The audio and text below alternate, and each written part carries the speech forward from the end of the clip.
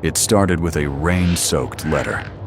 No name, no return address, just one desperate line. Can you read this letter? Very important. When a quiet single dad and his twin daughters found it on their porch, they had no idea it would lead them into a high-stakes rescue of a billionaire philanthropist, buried secrets, and a truth powerful enough to change countless lives. This is the story of how kindness, courage, and the smallest hands can rewrite the future. The rain came down in slanting sheets, hammering the old windshield of Brandon Walker's truck as he eased it down the winding road by the lake. Headlights barely pierced the curtain of water ahead, the wipers squeaking with each pass. Inside the cab, the heater hummed, while two small figures in the back seat sang softly off-key to a cassette tape of old Motown hits. Sophie and Bella, his twin daughters, were bundled in oversized coats, their piano lesson books clutched to their chests, cheeks flushed from the cold.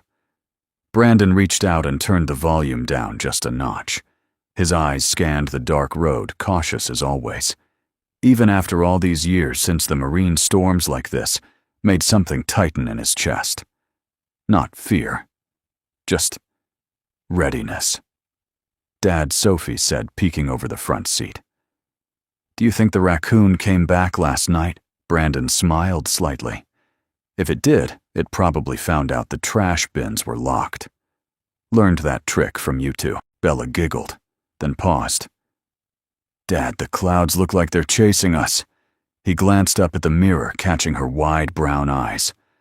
That's just the wind doing its dance. We'll be home soon. 10 minutes later, they pulled into the gravel driveway of their lakeside cabin.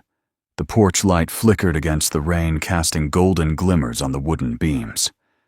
Brandon parked and helped the girls out, shielding them with his jacket as they ran up the steps. Just as he reached for the door, Sophie stopped. Wait, what's that?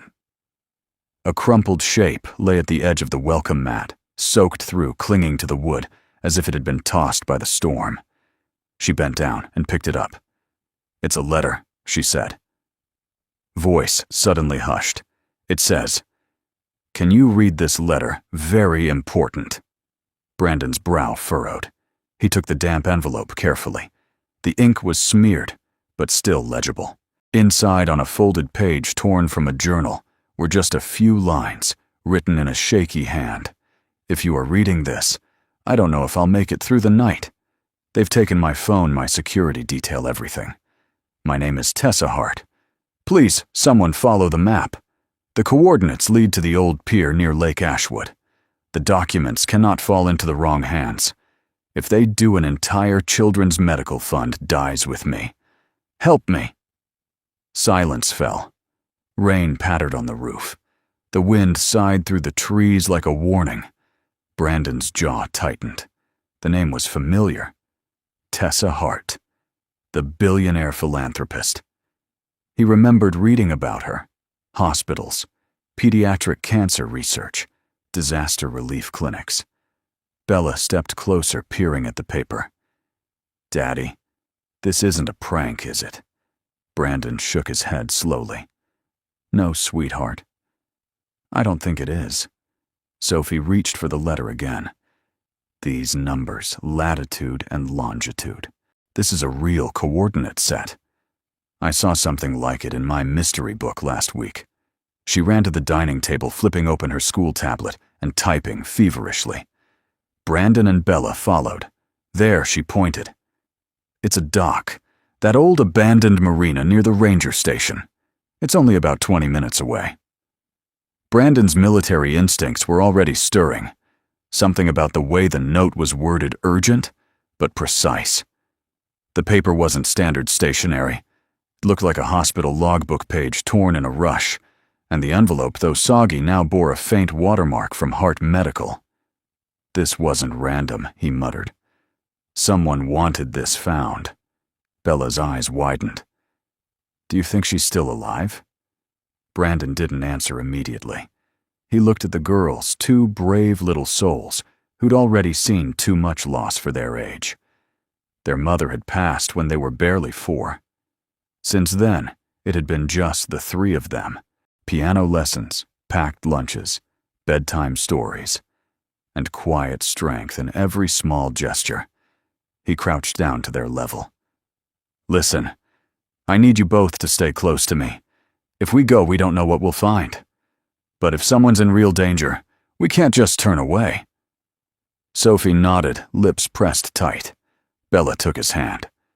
5 minutes later, they were back in the truck, flashlights, blankets, and Brandon's old Navy duffel bag, now an emergency kit thrown into the back. The storm had eased slightly, the rain thinning to a cold drizzle, but the clouds still rolled heavy over the lake like a warning. As they turned onto the narrow service road toward Lake Ashwood, Brandon caught a glimpse of something in the rearview mirror. Not headlights, no. Something darker. Movement in the trees. He didn't mention it to the girls. When they reached the edge of the marina, everything was silent except for the soft lapping of waves against the wooden pylons. Most of the dock had collapsed from years of disuse. Moss clung to the beams like moldy ivy, but something about it felt watched. Brandon parked and stepped out, flashlight in hand. The girls followed closely, holding hands, alert but unafraid. On the ground, half hidden beneath wet leaves, lay a long drag mark, as if something or someone had been pulled toward the far end of the pier. A rusted length of chain sat coiled near an old piling. Sophie pointed to a faint footprint. "Size 9, maybe recently made," Bella whispered. "I feel like someone's waiting." Brandon narrowed his eyes. A door at the far end of the warehouse structure creaked faintly in the wind. He motioned for the girls to stay behind him. As he stepped forward, rain began to fall again. But this time it felt different, like the beginning of something, or the countdown to something they couldn't yet see. The wind whipped off Lake Ashwood colder than before, biting through the layers of Brandon's jacket as he scanned the desolate pier.